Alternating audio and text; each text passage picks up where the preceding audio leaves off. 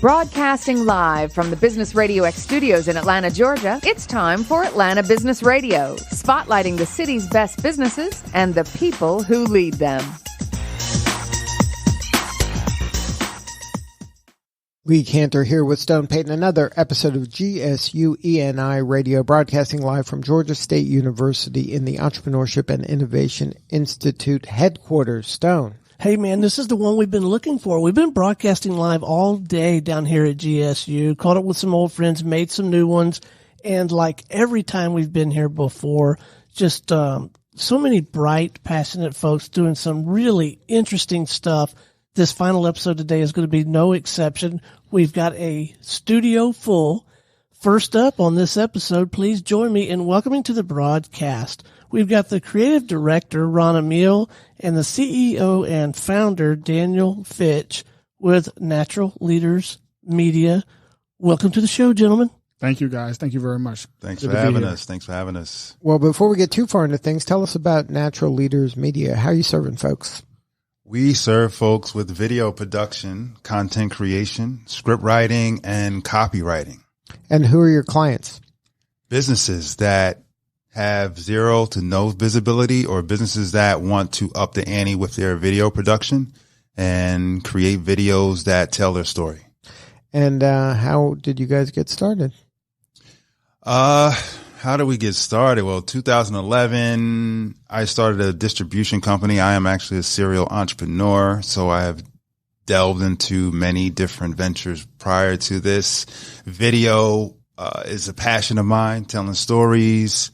And I said, I'm not working corporate anymore. How am I going to make money? So you had a real job? I had a real job and a real boss that was in what industry? What industry? Actually, the last corporate job I had was with Three Ring Studios, which is I was director of operations of an up-and-coming studio build that never got built. Like a movie production, film production? Yes. It was. They were slated to build 45,000 square feet buildings. Mm-hmm. Yes. So that was my last corporate job. And people don't quit jobs. They quit bosses. Did you have a boss problem? Well, he's on the record here, man. He's on the record. Fitch, proceed with caution. Right. Well, lean I had into a that money. mic. How about I had a money problem? There you go. I had a money situation. I advanced in title. Mm-hmm. But the pay did not keep pace with the title and the duties and responsibilities that I had. Sounds like the radio business. Really? Oh, man.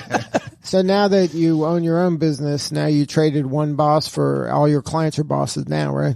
So to speak. Yeah. When you're dealing with clients, you know, they definitely, the client knows best. What you got to be able to do is work with them and work with their vision and see what you can do realistically. Mm-hmm. You know, everything is about parameters and being pragmatic, even creativity. So to walk me through what an engagement looks like. Say I'm a company that I come to you and I need your help. What's the first conversation look like?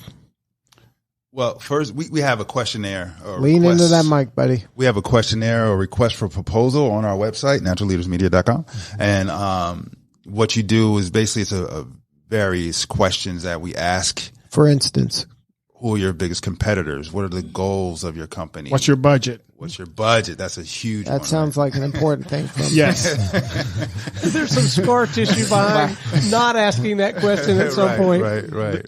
In budget, on the website, the capital B and the T is capitalized on budget. It's budget. Right. You know, we lean into the mic with budget. And so there's no budging. There's no budging on the budget. No, well, we're a budget specific company. Which means if you come to us with a proposal or something that you want created, whether you have 5,000, 10,000, 1,000, we'll see what we could realistically do for you for that budget. Right. We don't want to turn any work down. Mm-hmm. I mean, especially if you're passionate about something, we could be equally as passionate about it and creative. And the pain I'm having is that I don't have any video presence or I don't have enough presence. That is the exact pain. And also with that questionnaire, one of the key things is really getting the story of that business and translating that story to the world. I think that's what's most important with these businesses that I'm finding when we do sit down with them is that their story is just not heard. They may have a fantastic product, a fantastic service, but nobody knows the story. And a lot of these CEOs or directors of marketing they want to tell that story, especially in a video capacity where you can look back at it and, you know, it's like, wow, that's me. I look good on camera. So now, is your story that you're helping them tell, is it the origin story? Is it the mission story? Is it the why story? Like, it varies. It varies. It all depends on that person. You know what I mean? Each person's story and each person's jumping off point or the story they may want to convey is going to be different. Some people may want to tell an origin story. Some people maybe want to tell a story of what they're doing now, what's innovative about them. So it all depends on what that client, the story they want to tell. And we cater that story to their audience. So and also within that questionnaire is like, who's your audience, who you're looking to market to, and that will help them conceptually create the story that their audience needs to hear. And then are you finding that your clients can articulate this, or is this something that you have to draw out of them? Both. We you know, because what we do in our process, if we came to you and, you know, or we came to EcoDrop, you know, we would find out like who they want to speak to. So we'll draft a script in front of them, storyboard and all. So that way, when we get ready to shoot it, it's pretty seamless, you know, and also they can see the steps. So some people are hands-on, you know, want to get involved in the whole process. Others are like, no, it's just send it to me. Right. Let's shoot. When are we shooting? You know. And then what is kind of a reasonable amount of time to produce a video? It all depends. On really the budget, it goes back to the budget. It goes back to the budget. Don't forget the T. But it really depends, because you could have something that's animation. You could have something that, you know, is documentary. So it's not just film or video. Oh, it could be any form. Yes, a client we have right now, we're doing animation for them, motion graphics and animation. You know, so no, it doesn't matter. And so you have that capability in house, or are you subcontracting that out? We subcontract it out. You know, because at the gist of it, we're storytellers, we're producers. You know what I mean? So we're able to get the talent and put together the team that needs to get things done. Now, part of your story is to talk about leadership. Yes, sir. Yes. How did that come about? I would say that came about with an African American community. There's not a lot of quote unquote say leaders is what the trope is, and I don't find that. You know, we're down the street from MLK. Indeed. Well, that's a notorious leader, right? Like everybody in the world knows that he's a leader. But I'm talking about young people that have greatness within them. I'm a former student of Georgia State. I came back at 37 years old, and I met some fantastic, diverse, not just African American, diverse students that are leaders and didn't know it. You know, I did a short film on campus with 25 students. Non-paid. So getting them motivated. You didn't know about the budget program that you guys had? Before he met Ron. Right. That was definitely before pre-Ron. Trust me. Yeah. He wouldn't probably be my creative director if there wasn't budgets. But, yeah, I mean, and I found that with a lot of the students that they just needed that push to know that they're leaders and they can influence other people. So my responsibility, I feel, is that to be a leader, I have to find leaders and leaders that provide services, provide products that help people. I love to help folks if any way capacity that I can. You know, even without a budget. Sometimes. Yeah, sometimes. I mean, we do in-kind stuff. Yeah, absolutely. Yeah, we do stuff. We do stuff. It's not always about money. It's about, you know, telling it, because we're storytellers. At the end of it, like I said, we're storytellers. So, but once you create something, you can distribute it in all kinds of ways, right? There's nowadays more so than ever before. You can take that explainer video or that talking head video or whatever you've created, and you can just put it on a multitude of platforms and use a variety of channels to reach very specific audiences, right? I mean, there's virtually no limit to it once you've got a good piece of content that communicates what you feel like you need and want to say to that constituency. Yes, sir. I mean, and the thing about it is that it always goes down to what the story is. It starts there, and if people can't connect to what it is, then they're not gonna, like, even it could be a Vine, even though Vine's not around anymore. But it could be on Instagram. It could be TikTok. The new Vine. It could be TikTok. It could be on Facebook. It could be, you know, traditional media, because a lot of people still consume traditional media. You know, people watch WSB. You know what I mean? It just depends on what your audience is and what you want to say, and you're right, sir. You can blast off from there. So now what about in storytelling? Are you using kind of these ageless storytelling techniques that have where there's a hero, there's a problem that has to be overcome? Or is that some of the ways that you tell the story, or is there a new modern way to tell stories nowadays? No, but I think like one of our competitive advantages is we take each commercial like it's a film, like it's a feature film. I love doing branding commercials, but my passion would be to create a feature film, right? So what we do, if I sat down with EcoDrop, we'll get their story. Man, you're really working the EcoDrop. Yeah, I'm working the EcoDrop. They're right here, and why not? That's branding. That is branding. Now you guys know why you were invited. Hey. Did you bring your checkbook? Well, Savannah, who are you with? Angel assistants. So if we're sitting down with angel assistants, what we will do. Sorry, EcoDrop, you're out. Right. We create a commercial that's a movie, right? So we would like to try to get a little cinematic with it. That way we can have some fun with it. Like, it depends. If Savannah wants to do that, the client wants to do that, then we'll do that, but I feel like that is one of our creative niches, and also active listening techniques. So we really are listening. We're listeners first when it comes to this. That way we can get the whole story in clarity, full clarity, and be able to project it on a motion picture. Now, Ron, what's your entrepreneurial journey? Well, I started my entrepreneurial journey right here at Georgia State University in the Office of African American Student Services and Programs. It was this huge office with all these resources there. And so one time there was a flyer sitting on the desk, and it said the NAACP was having a rally for Gennaro Wilson. Do you guys remember that case out in Douglasville, that statutory rape case with those young guys out there? I saw a flyer for that, and I contacted the NAACP and said, hey, I'm a student here at Georgia State. I would love to do a PSA. They was like, yeah, we got a budget. I was like, wait a minute. And I'm going to get paid too. That's where you learn that word. That's where you learn budget. I had never written copy before. I had never directed. I had never edited. I had never done none of this stuff. I did it the first time, and I ended up becoming an ad buyer. And the person that I bought the ad from on Comcast ended up started feeding me commercials, and that's how I got started doing commercials. Wow. And and Natural Leaders Media isn't just a commercial company. We do commercials. That's our bread and butter. But we also do documentaries. We do films. I act at Dad's Garage full time. I know that's more theater. You know what I mean? So we're storytellers at our core, and we just use the medium of commercials to, get paid as well as tell good stories. Right. You know what I mean? So, yeah. So then, so Georgia State was kind of instrumental. Oh my goodness! It was accidentally instrumental. I mean, Georgia State gave me retention scholarships. The person that Dr. Derby, whose office we was out of, she gave me money to do my first feature film. I mean, Georgia State has been a godsend for me. I mean, what year was it built? Whatever year it was built, it was a blessing to me. I mean, so Georgia State. And then you've been able to kind of tap into the Main Street Entrepreneurship Seed Fund as well. Yes, definitely, and which is a great thing. That's something that Fitch found. I'll let him speak on that.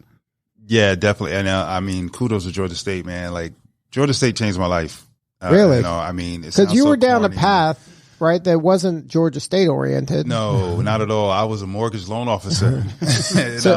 So my background is in mortgage and real estate. Like, I spent 14 years doing, as a loan officer, right, a residential loan officer. And there I had a boss from HELL. And, I can remember crying in my office, and like, a quick story. My birthday is December 29th, and I asked for him off the 30th all the way through New Year's. Right.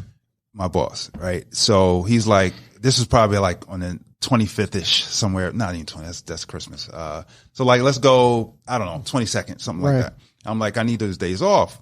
He's like, all right, well, if you can close 5 more deals before the end of the month, then yeah, you can have them off. So ask me how many deals I had in the pipeline at that time. How many deals? 0. So basically, it was literally start from scratch. Impossible and get 5, right? to close 5. if you know anything about that business over Christmas. Right. So his answer was no, and I can tell that it was the boss from HE Double Toothpicks, because you actually did say to begin with you did 14 years. You stated it like you had done time. Exactly. right. Exactly. Well, I mean, that market is so combustible. It's tough. Yeah. When for the faint of heart. When it's good, it's fantastic. when it's bad, it's like you said, you know, you got to have a hard stomach. So nonetheless, I called out anyway. On the 28th, I went down to the cafeteria, bit into this turkey sandwich, some of the gristle, and cracked my tooth. For real? For or real. Not the lie that you told to get out of work. This is true story. This is true story. You can open up to us now, Daniel.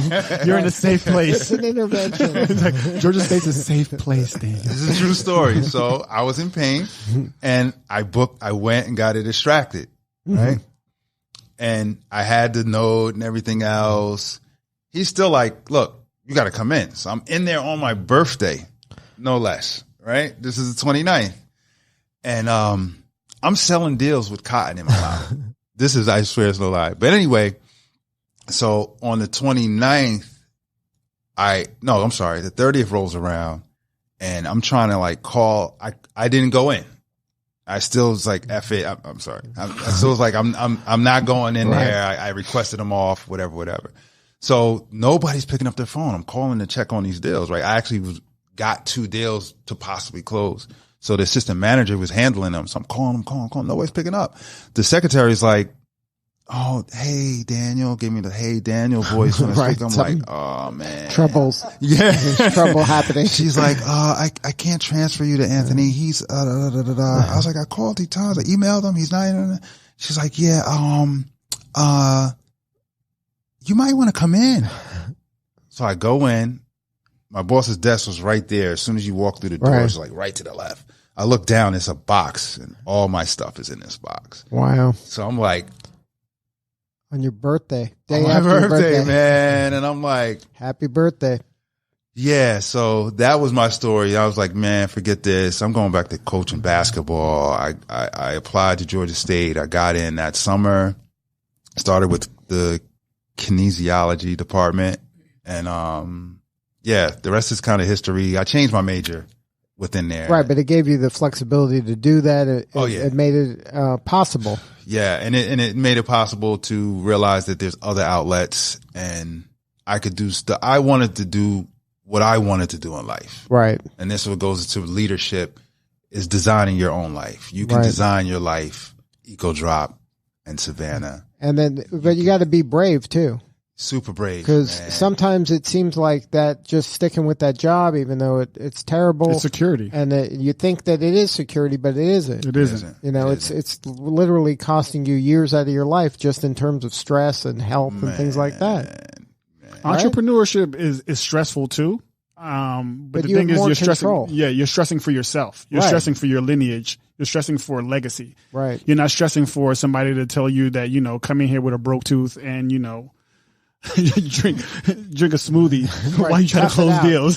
Tough it out. You know what I mean? So, entrepreneurship is tough, but it's rewarding at the end of the day. Yeah. It's fulfilling. Oh, yeah. And then so you guys feel like you're following your passion and following your kind of the path that you were meant to be on? Oh, yeah. Yes. Definitely with me. I went to my mom's house, and I was cleaning out some of my old stuff, and I found writing awards that I didn't know I wrote. I forgot about. I didn't know I was writing in the 2nd and 3rd grade. I forgot. All I remember is getting yelled at by teachers, and them telling me sit down and stop messing around in my seat. I don't remember no awards. I'm like, so I know that for me creatively, this is the best. This is the best lane for me to be in. This is the lane that I'll be able to excel and build wealth in. Is this lane right here? And then you're seeing that it is possible to make a living in the arts. Oh, it definitely is. Oh, yeah. But it's show business, though. Right. Don't forget the business with a B. B. Yeah. That B. Exactly, with a B. B for business and budget. Budget and business, exactly. They're related. Exactly. They're related. They're correlated, but definitely. Yeah. Oh, yeah. So now if somebody wanted to learn more about what you guys are up to, website, coordinates, social media? naturalleadersmedia.com. Everything Natural Leaders Media, except for Twitter, which is Natural Leaders M, as in media. All right, before we wrap, I want to talk about what you were sharing with us in the lobby. You do some interviews, kind of these smaller little pieces that you do over the phone, or you do like kind of a quick pop-up setup, or how do you do these? A quick pop-up setup. I started doing them at different networking events. So if I was intrigued by somebody's story, I'll just say, hey, I'm starting a creative leaders interview series and wanted to get you on. So I would get like 2 minutes of footage. So the whole purpose of that is to ask them a leadership question, what they feel about leadership, what is leadership to them, what does leadership mean to you, et cetera, et cetera. So they give me a spill, and then I ask them to do a call to action on their business or whatever they want. And I'll create that content and then edit that content and then disperse it on my platforms, and they can disperse it on their platforms. And hopefully business comes out of it, as we generate more and more. Right. Because we're actually, with the grant money, we're hiring a marketing team to do digital marketing and everything else. So their videos will get caught up into that wave.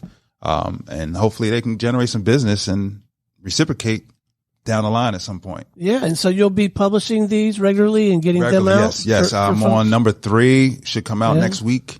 I'm not sorry, not next week, tomorrow. That'll be the 3rd one. I've already shot about 15 of them. So they just need to be edited at this point. Well, you may have more than you need, but I have a pitch for number 16 because I would love for you to interview our CEO. And it's being kind of selfish, but I want to get the word out more. Well, I want people to hear him talk about leadership. I think everyone would benefit from that. But then selfishly, I would like the marketplace to know what we're trying to do in terms of have more Business RadioX studios in more markets. Sure. So you may get a pitch from me to have our CEO. Yeah, exactly. Who's your CEO? He's sitting across the table from you. Hey. He's been asking you all the questions. Does he have a budget? Budget. So that may keep us from being number 16. But No. Well, if you guys have a budget, we'll release this. All right, deal. Sounds fair. No problem. All right, but before we wrap, though, let's make sure that our listeners know where to go if they want to have a conversation with one of you guys or someone on your team about these important topics. What's the best way for them to reach out? naturalleadersmedia.com. You can reach me via phone, 770-837-7343, 770-837-7343 is a phone number to contact us. And all social media handles, we're pretty responsive when it comes to engaging online. Email info@naturalleadersmedia.com, everything naturalleadersmedia.com.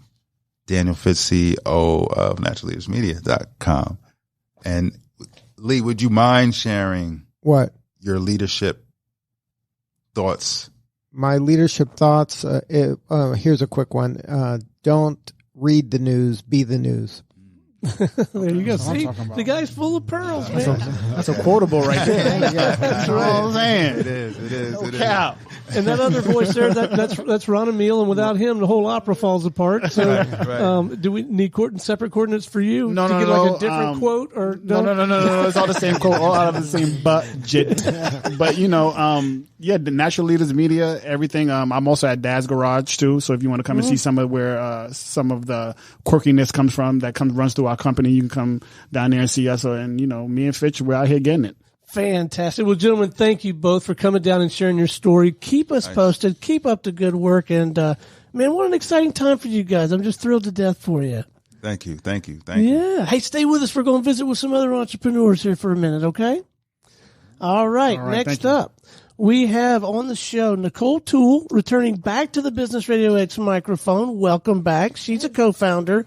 We also have Ishir, our producer here at Business RadioX. While he met Ishir in the lobby, did not ask Ishir how to pronounce his last name. So he's going to let Ishir do that on his own. How do you say your name, Ishir? My name is Ishir Vasavada. That's exactly how I was going to say it, man. But these two are co-founders of EcoDrop Technologies. Welcome to the show. Thank you. Thank you for having us. So tell us about EcoDrop. How are you serving folks? Yeah, so EcoDrop Technologies is a recycling solutions company. Do you remember? Yeah, I do. But right now, our project that we're currently working on is a reverse vending machine and an application that allows for students to be incentivized for recycling. So they'll be able to insert plastic bottles, aluminum cans into our machine and get points on our application, which can be used for products and services within their community. And then they can use those points to buy stuff. Right. Like gift card. It turns into gift cards or something like that. Right. Like a meal at Nonstop or videos at leaders. Yeah. Potentially like different services. It could be Natural Leaders Media. There you go. Look at you guys working together here. Yes, absolutely. Got to lean in there. Sure. So now, how did this idea come about? So, yeah, we were in the Digital Learners to Leadership program right here at Georgia State, actually. And so the program randomly puts you in a group with 5 other students. And I always say how perfectly we all came together. So we met in that group, and the challenge was to create a technological solution to a societal problem. And so we all realized that, pollution is a growing issue. And recycling is the solution, but nobody does it.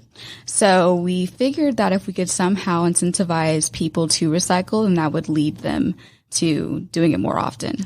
Now, what stage are you at? Do you have a prototype? Is anything happening in the wild, or it's still an idea at this point? So we are currently in the process of building a prototype. We have developed a basic. We are almost to the stage where we'll get our MVP out in spring next year. We are also doing demonstration days here on campus where we're just introducing the concept to students, where they physically bring in their plastic bottles and aluminum cans. So they could bring in 20 bottles and 20 cans, and you would say, oh, if you would have done this in our machine, you would have gotten $1. Yes. So credit or something. So a key differentiator for this is we are not giving out cash incentives, so not $1. We have reward partners in place, so we have certain restaurants on campus who have partnered with us. We offer certain amounts of discount on their products, on their meals. It could be any other service provider. So the students, when they turn in their items, get points, and these automatically get transferred into rewards and material incentives. So if I want my brand to be associated with this whole idea of sustainable and green, then this is an important project for me to be affiliated with, I would think. Absolutely. So it helps you get more traffic through EcoDrop. Right. It also helps in associating your brand with a cause that is rapidly growing and is massively being propelled forward by the youth, by students, which is our target market, and the service itself is exclusively for students at this point. Right. But if student Susie sees that my taco stand is involved with this, and she's choosing between my taco stand and somebody else's taco stand, or my dress shop and somebody else's dress shop, she may be just a little more inclined, if she's kind of of this mindset, to do business with me. Yes, for sure. Irrespective of whatever little discount. Now, the points are kind of arbitrary. They're not associated with money, right? No, they're not. So it's not money. Have you thought about, and this I would think, this is... Are you going to give them an idea for free? For free? Without a budget. I'm going to give them this for free. Ready? Yep. They put the thing in, they put the bottle in or whatever, and so instead of points, it's like a slot machine. So it's random. So it's like gamification. Yes. So they might get a car. They can get, a free car. Yeah. Or it could be a point. Mostly it'll be a point, but make it so it's like gambling. Yes. That's so crazy that you say that, because we've had that idea. Sure. Now, I just had the lawyer in here. Where's my IP guy? So that's definitely a good idea, and we are definitely implementing gamification. Some gamification, right? Yes, we are. So we'll have a top recycler of the month, kind of a thing where the top recycler gets a surprise reward at the end. Right, but that's for the top one. If it was random and I could win just for doing it once, I might do it once. But if it seems like I'll never get something good, it may not be worth my time to keep trying.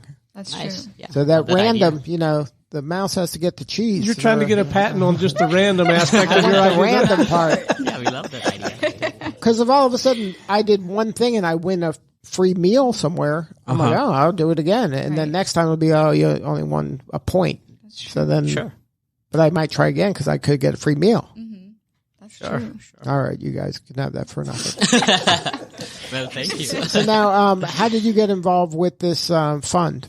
So the Main Street Entrepreneurship Seed Fund is something that's supported by the Marcus Foundation, the founders of Home Depot. And they brought this to the Entrepreneurship and Innovation Institute at Georgia State University. And I have been associated with Entrepreneurship and Innovation Institute for a previous startup that I tried to work on. And that was before you knew Nicole? That's before I knew Yeah, Nicole. and see, now you're getting traction because you know Nicole. You connect the dots.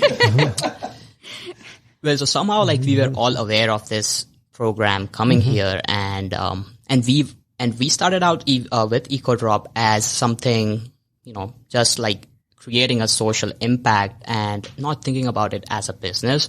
This was something that was developed over time. So with the seed fund, we were looking to, expand our prototyping efforts, get more progressive on our application. So the seed fund, we did like a presentation, a pitch, and we got selected for we are classified as a seed stage company at this stage. And the program is something that's been really helpful for us in terms of the mentorship they provide, the connections that we're able to make. The money part too. And the money. The money part didn't hurt either. Money with an M. Yes. Exactly. Yes. Now, who developed the logo? It's a nice looking logo. The logo has been actually developed by one of our partners who is an app developer. His name is Corey Townsend. He recently graduated from Georgia State. So the whole team's Georgia State, or you got some ringers from other colleges? All from Georgia State. Yep. So Georgia State's been pretty instrumental for your work. Right? It's kind of where this all happened. It wouldn't have happened right? without Georgia State. So definitely.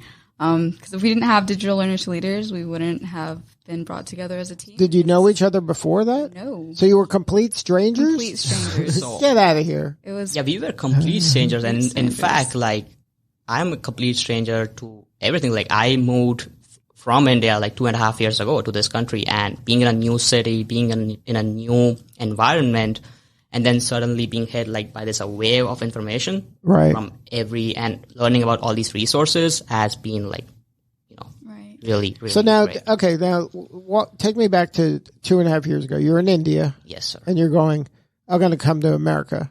At some point you had the desire to come to America. Yes. Right? And then that was hard to get to America, right? Or challenging? It was. Right? It was. Yeah, it took quite 15 years. 15 years about. So you had to kind of stick with it. Wow. And then, so you make it here, and then your dream of dreams, did you think that things could happen this rapidly? What was your kind of vision of what it would be like in America, and how is it different than what it has been like? Well, so my mindset or my thinking, which at this stage is completely different from what I had. Right. I just want to know in India, here's this kid in India that's dreaming of coming to America. Yeah. And you had a vision of what America is and what could happen to you or what opportunities were there. So what was that person? What would you feel at that point? I'm trying to get a story here for you guys. Storytelling is important. Well, at this point, he doesn't even know about grits. Right. They don't even have grits over there. Right. There was probably no Waffle Houses there. Yeah, waffles. They have waffles, not Waffle House. Not a waffle You know, house. Houses of waffles. Yeah, different types of waffles. So Much better in some cases. I'm sure. So tell me about you in India. What was your vision and dream, and what you thought was possible? The India me was a bit naive. I would admit that. Unaware of possibilities. Just a lack of information at that age. In some cases, the lack of maturity. And it was of course I had dreams and stuff, but then the practicality of things was something that I did not gauge at that point. Right. Coming here and being as a student at Georgia State, taking a ton of different classes, being involved in other activities, and of course my experiences professionally in terms of how the jobs I got, the internships that I did. I got to meet a lot of people, and the way that I could blend into the culture was really important, which made me just realize how to communicate with people on a daily basis, how to make it seem normal and not seem like someone who is just unaware of things. What about the coming to Atlanta and the environment, the diversity here? Did you expect this level of diversity here? I had a small idea in mind, but the level of diversity here at Georgia State, it's like you have people from every country in the world in your class. you got these different accents, you got different colors, Right. you got different opinions. So that's been massive.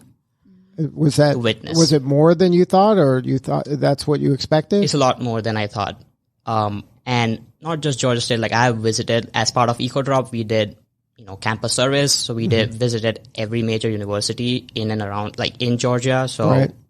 you could see the level of diversity in all these universities. But to be honest, I haven't seen the level of diversity I see at Georgia State. Right. Any of Georgia these. State's unique, I It's think, huge. for It's sure, huge, in yeah. Georgia. Absolutely. And then, so how do you feel about where you're at now? Feel good? I feel really good because the entrepreneurship journey has been like a personal discovery process.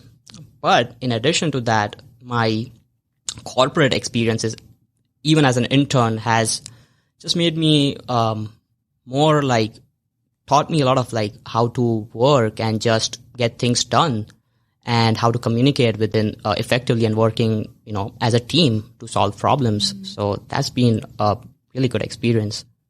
And then, are you involved in the Entrepreneurship and then Innovation Institute? Are you part of like getting entrepreneurship as part of your degree, a major, minor? So I'm majoring in finance and computer information systems. With E&I, though, I have a really great relationship with, like, in terms of mentorship, they've So always been there for support. You're able to access some of the resources that they have. Every resource, yeah. You don't have to be an E&I major or a minor to access those resources. You just need to come with an idea. That's all they ask for. Now, are you getting external funding, or is this self-funded, or you have these grants and you've had you got some money from this fund? So we've got a $5,000 grant from the Main Street Entrepreneurship Seed Fund. Right. We are in the process of applying for other grants, and we have tremendous support on all levels from Georgia State with that. That said, we won't be raising any venture capital at this point. Once we get, reasonable amount of customers, sales numbers to like show venture capitalists to, that this is a business that can expand, that can Right. rapidly grow. We will At that point. expand. Yeah. So first, you're kind of building your own customer base, so you have more leverage when it comes to getting funding Yes. later. Yes. And then you're going to need some sort of video product, to do that. Oh. Yes, absolutely. It's common knowledge, right? Yep, that's true. So now, what's next? What are some of the challenges you have, and what are some of the things you need? So, the response from users, which are again students, exclusively students, has been really great. And it's been motivating for the whole team to witness that. But in terms of, and we've had great support from faculty or like departments like E&I. But the difficulty that we're facing that EcoDrop has both hardware and software components. So now the hardware part is, now we are building these recycling machines, right? We want to remove material contamination at Right. source. And right now we are only accepting, for that reason, just plastic bottles and aluminum cans. Right. We want to remove this contamination of materials at source. Now with I don't know if you guys have heard, but with the recent China ban on accepting Recyclables, right? yeah. A lot of containers are getting stuck at ports, and eventually they are just dumped into landfills. That's not in the recycling brochure. They're not telling everybody that. They're not telling that, and it's like very hushed, you could say that. But that's it. So landfill diversion rate is increasing a lot Right. more. So people think they're recycling, but really it's just getting dumped in the landfill. Exactly. So people are really unaware of where their product is, where their items are going. And with the authorities that handle these waste, now they send it for further processing to recycling centers, right? And these recycling centers, if the batch is contaminated, charge processing fee to the whole To batch. decontaminate it. Exactly. Right. Right. So we are trying to just eliminate that contamination at source, and just sort out, materials which would otherwise need to be So you sorted. want your kind of the place that I'm putting the bottle or can, you want it to clean it so it's good at the end of the day, right? Yes. So the thing is that right now people are unaware and just throw any kinds of A plastic. half filled, whatever, right? Yeah. So now the technicality is that you have to only from plastics from type 1 to type 5, that can be recycled. Any other plastics are completely useless. There should be no any no oils or grease or anything like that. So we will make sure that we only accept those items. That's one thing. And we also like keep the process, we streamline the process in terms of like separating out those materials, because a lot of the times like people just throw in everything in one bin. And like these plastics are then they're all, sent to landfills. And if you can separate it out, and the process is manual, so you'll have people sorting out things, and it's a huge cost. So we are trying to just do everything at source. Right. So that all takes place in the machine. Yes. Yes. And if somebody wanted to learn more, get a hold of you? Yes. They can go to our website at ecodroptech.com, and they can follow us on Instagram at ecodrop.tech. Yes, that's correct. Instagram is where you'll find like a lot of updates. Yep. Cool. Well, thank you both for sharing your story. This is, I love the direction this entire conversation has gone. I feel 10 years younger every time we come down here and have these conversations. There's so many bright, passionate people here in the Georgia State University ecosystem. And I get fired up every time we talk to these people, don't you? Yeah, it's really inspirational for what they're doing and role modeling for the other students here to show that the path doesn't always have to be get a job, go to school, get a degree, get a job, but it can be, create your own path, find your own way, choose yourself. I like that. There's another quotable. Did you write that down? Choose yourself. All right. So the young lady that's going to bring it all home for us in this final episode today, she too is no stranger to the Business RadioX microphone. Please join me in welcoming back to the studio owner and founder with Angel Assistance, Miss Savannah Samples. How are you? Hello, I'm good. How are y'all? We are doing great. It is so good to see you and hear from you again. Get us caught up, man. What's going on? We just got awarded the Main Street Entrepreneurship Seed Fund. I think that's how we say it. That's all the words. I don't know if it's the right order, but those are the right words. So I recently just bumped up one of my angels to a manager. So she's been doing our scheduling and helping me out more with kind of behind the scenes running the show. So recap for our listeners that aren't familiar, what's Angel Assistance doing? So we are a family assistance service that assigns an angel to your life for anything domestically, pretty much except landscaping and deep cleaning. So childcare, laundry, dishes, dog walking, housekeeping, all that stuff. So it's kind of like a virtual assistant for my life or a helper? Yes, for your life. And then it could be anything like tasks of pick up the dry cleaning or, walk my dog. I'm going away. Yes, exactly. So now how did you come up with this idea? So recap from last episode. So I started nannying in college at Georgia State, and I also became a personal assistant. So I was doing 2 families at the same time. And then that grew to 12 families. 12 families? Yes, by myself. In every week you would see 12 families? Yes. And what's the most number of families in one day? One day, probably the most, probably 5 or 6. 5 or 6 so how can you even keep track? She had to build a kids is that? How many kids? 25 kids? How many kids is that? Probably around that. Some of our families did not have kids. Some of our quote unquote families were singles with dogs and animals. So. Wow, that must have been a lot of fun. Yeah, it was a ride. So one of our moms actually owns some businesses of her own, and she's actually also in the Main Street Fund, it was crazy. I walked in, I saw her, and I was like, what? But she's one of the ones that got me started on my entrepreneurship journey. She kind of put that nugget in my head, like, you should really start a business with this, since I was growing so rapidly through word of mouth. And I only have so much time on my own 2 hands. So then you got other people to help. You got some angels for yourself. Did it grow out of that? Yes. So I eventually had my own angel, because I wasn't doing my own laundry and dishes. So you got to hire somebody else. Yeah. And organizing my stuff. So I actually hired my own, which was great because I could come home and be like, oh, I don't have to do my dishes or laundry. And that's the value, right? 'Cause Yes. you're giving people time. Exactly. Christine gave me all the time when I got home. She was great. And then, so is she still with you? Yeah, she is. Okay. I actually moved in with one of our angel families recently, so I don't need that anymore. Oh, wow. There you go. That problem solved. Save some cash So for now, that budget. how do you kind of incent the angels?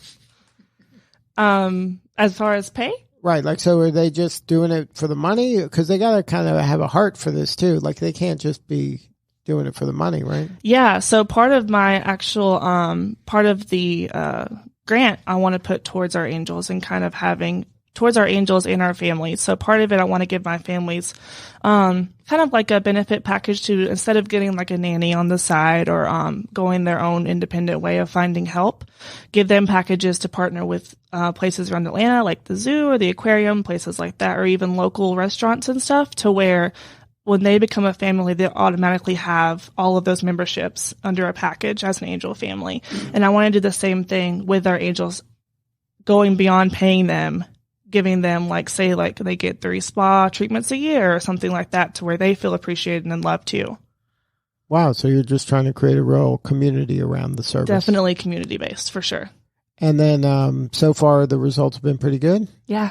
I love all of our families and my angels.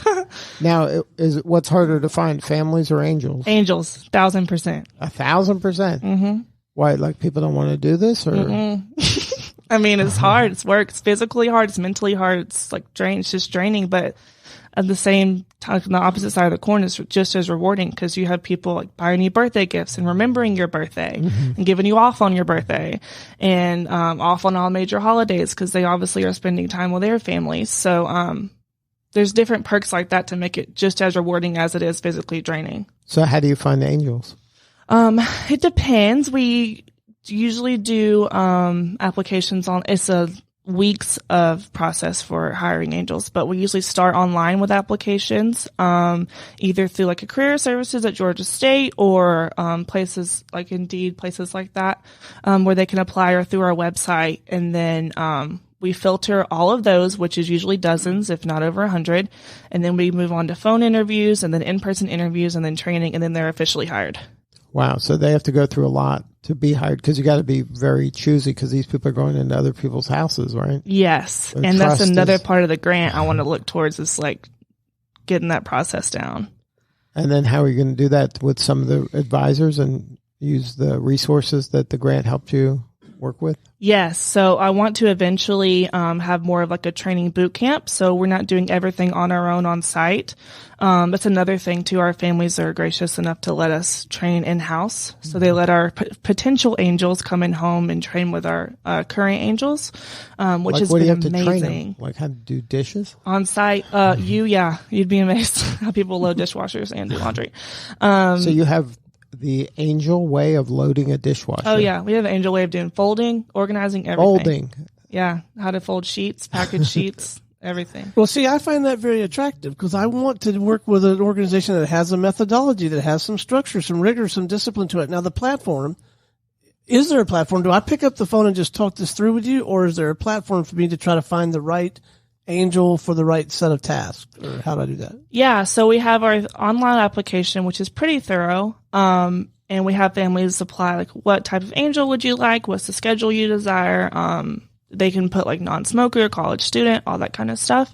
And then I speak with them on the phone, so I get like a personality match as well. So it's like, this seems like a very perky, active family. I need to find someone that's active and can go out with the kids and run and play and all that stuff.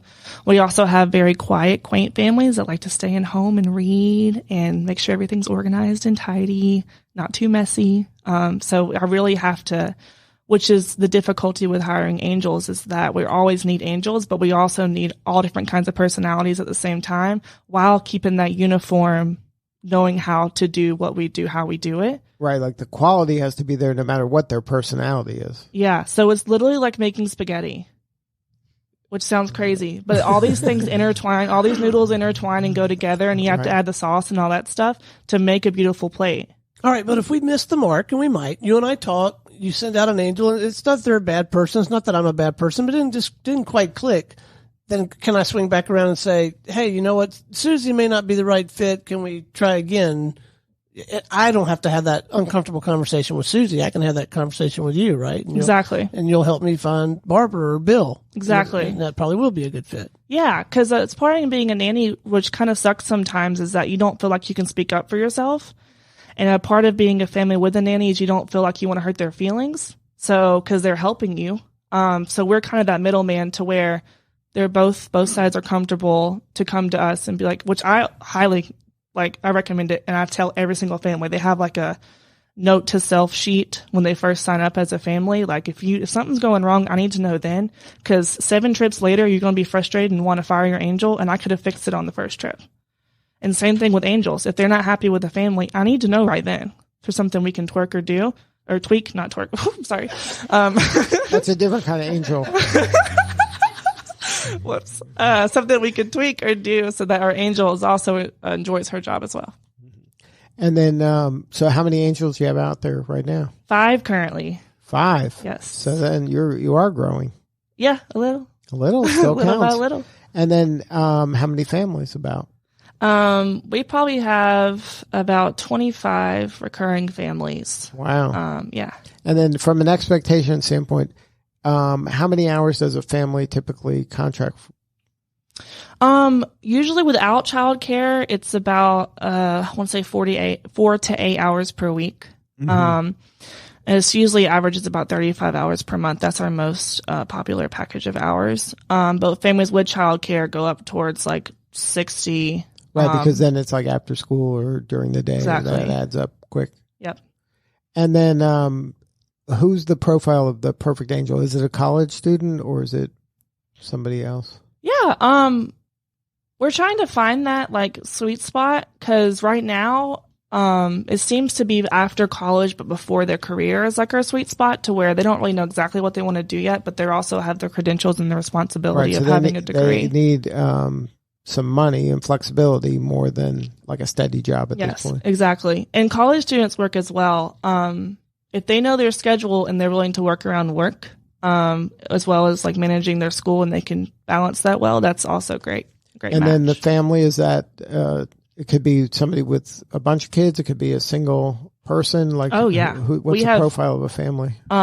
We have business owners with no kids. We have, couples that are married with animals. We have couples that are married with no animals. I think our biggest family has 4 kids, and animals. So wow, you'll take everybody. Yep. So now if somebody wanted to learn more about Angel Assistance, is there a website? Yes. So we are angelassistance.org, and that's CE, not TS. We also have our Instagram is Angel Assistance ATL. And our email is contact@angelassistance.org. And then you've been pretty happy with the way GSU has been treating you? Oh, yeah. Like this whole E&I program in college is really life-changing for a lot of kids, especially kids that wouldn't have the chance in other universities, because you'd see, like, you can just walk into E&I and see the difference. Good stuff. Well, Thank you so much for sharing your story, and congratulations on the success. No problem. Thank you. All right. Well, Stone, that's a wrap here at GSU E&I Radio. We will see you all next time.